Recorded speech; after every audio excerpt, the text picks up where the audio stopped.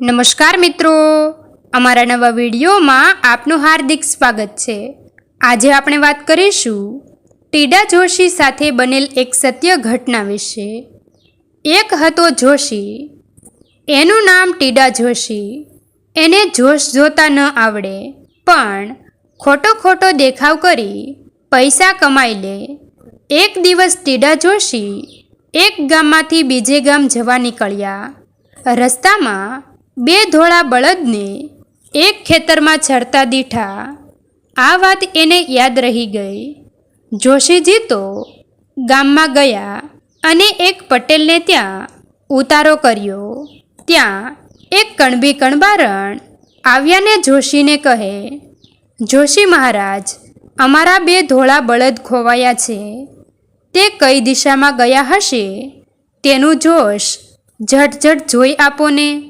જોશીએ તો હોઠ ફફડાવી એક જૂના સડી ગયેલા ટીપણામાં જોઈને કહ્યું, પટેલ, તમારા બળદ આથમણી સીમમાં ફલાણા ખેતરમાં ગયા છે, ત્યાંથી લઈ આવો।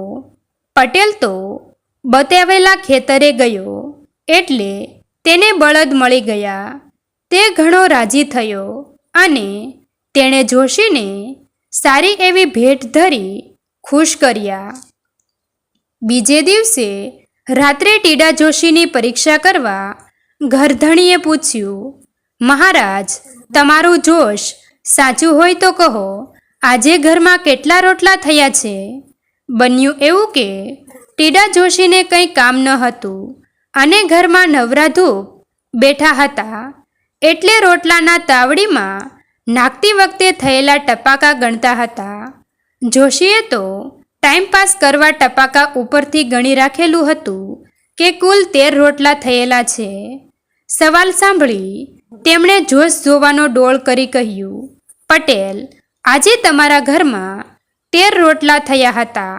પટેલે પટલાણીને પૂછી જોયું તો જોશીની વાત સાવ સાચી નીકળી। પટેલને તો બહુ નવાઈ લાગી। આ બે બનાવથી જોશી મહારાજની કીર્તિ આખા ગામમાં ફેલાઈ ને સૌ જોશી મહારાજ પાસે જોશ જોવરાવવા આવવા લાગ્યા। એટલામાં ત્યાંના રાજાની રાણીનો નવલખો હાર ખોવાયો। રાજાએ જોશીની કીર્તિ સાંભળી હતી એટલે તેણે તેને તેડાવ્યો। મહારાજે જોશીને કહ્યું, જુઓ ટીડા મહારાજ, રાણીનો હાર ક્યાં છે અથવા તો કોણ લઈ ગયું છે તે જોશ જોઈને કહો। હાર જડશે તો તમને ઘણા રાજી કરશું। જોશી મૂંઝાયા, જરા વિચારમાં પડ્યા। રાજાએ કહ્યું, આજની રાત તમે અહીં રહો ને રાત આખી વિચાર કરીને સવારે કહેજો, પણ જોજો હો, જોશ ખોટું પડશે તો ધાણીએ ઘાલીને તેલ કાઢીશ। ટીડા જોશી તો વાળું કરીને પથારીમાં પડ્યા, પણ ઊંઘ ન આવે। જોશીના મનમાં ભય હતો કે નક્કી સવારે રાજા ધાણીએ ઘાલીને મારું તેલ કાઢશે। નીંદર નહોતી આવતી એટલે તે નીંદરને બોલાવવા લાગ્યા, નીંદરડી આવ, નીંદરડી આવ। હવે વાત એમ હતી કે રાજાની રાણી પાસે નીંદરડી નામની દાસી રહેતી હતી ને તેણે જ હાર સોર્યો હતો। ટીડા જોશીને નીંદરડી આવ, નીંદરડી આવ એવું બોલતા એણે સાંભળ્યા એટલે તે એકદમ ગભરાઈ ગઈ। એને લાગ્યું કે ટીડા જોશી મારું નામ પોતાના જોશના બળે જાણી ગયા લાગે છે। નીંદરડીએ બચી જવાનો વિચાર કરી સંતાડેલો હાર બહાર કાઢ્યો અને જોશી પાસે સાની છપની ગઈ અને બોલી, મહારાજ, લ્યો આ ખોવાયેલો હારનું ગમે તે કરજો, પણ મારું નામ હવે લેશો નહીં। ટીડા જોશી મનમાં ખુશ થયા કે આ ઠીક થયું। નીંદરને બોલાવતા આ નીંદરડી આવી અને સામેથી હાર આપી ગઈ। ટીડા જોશીએ નીંદરડીને કહ્યું, જો આ હાર રાણીના ઓરડામાં તેના પલંગ નીચે મૂકી આવ। સવાર પડી એટલે રાજાએ ટીડા જોશીને બોલાવ્યા।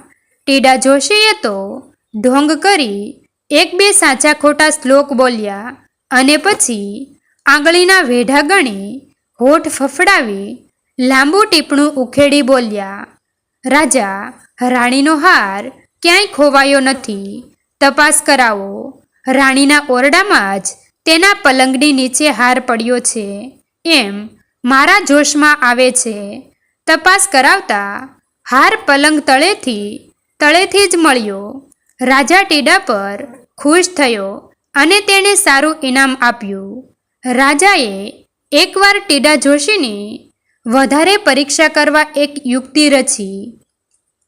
ટીડા જોશીને લઈને રાજા એકવાર જંગલમાં ગયો. જોશીની નજર બીજે હતી એટલી વારમાં રાજાએ પોતાની મુઠ્ઠીમાં એક ટીડડું પકડી લીધું ને પછી પોતાની બંધ મુઠ્ઠી બતાવી ટીડાને કહ્યું, કહો ટીડાજી, આ મુઠ્ઠીમાં શું છે? જોજો, ખોટું પડશે તો માર્યા જશો. ટીડા જોશી હવે પૂરા ગભરાયા. તેમણે વિચાર કર્યો કે હવે ભરમ ઉઘાડો થશે. હવે તો રાજા જરૂર મારશે. બીકમાં ને બીકમાં બધી સાચી વાત રાજાને કહી દેવાને રાજાની માફી માંગવા માટે બોલ્યા. ટપ ટપ કરતા 13 જ ગણ્યા. વાટે આવતા ધોરી મળ્યા. નીંદરડીએ આપ્યો હાર, કા રાજા ટીડાને માર. ટીડા જોશી જ્યાં, કા રાજા ટીડાને માર. એમ બોલ્યા ત્યાં તો રાજાના મનમાં થયું કે જોશી મહારાજ તો ખરેખરા સાચા જોશી છે. રાજાએ તો પોતાના હાથમાંથી ટીડડું ઉઘાડી કહ્યું, વાહ જોશીજી, તમે તો મારા હાથમાં ટીડડું હતું તે પણ જાણી ગયા. ટીડા જોશી મનમાં સમજી ગયા કે આ તો મરતા મરતા બચ્યા ને સાચા જોશી ઠર્યા. પછી રાજાએ જોશીને મોટું ઇનામ આપ્યું અને તેમને વિદાય કર્યા.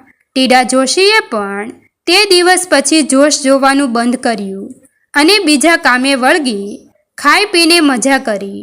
મિત્રો, તમને જો આ વિડીયો પસંદ આવ્યો હોય તો વિડીયોને લાઈક અને તમારા અન્ય સગા સંબંધી મિત્રો સાથે વિડીયોને શેર કરવાનું ભૂલતા નહીં. અને આવા જ નવા જીવન ઉપયોગી, જીવનમાં કંઈક નવું કરવાની પ્રેરણા મળે તેવા વિડીયો જોવા માટે અમારી ચેનલ સાથે બન્યા રહો. થેન્ક યુ મિત્રો. મળીએ છીએ એક નવા વિડીયો સાથે. આભાર.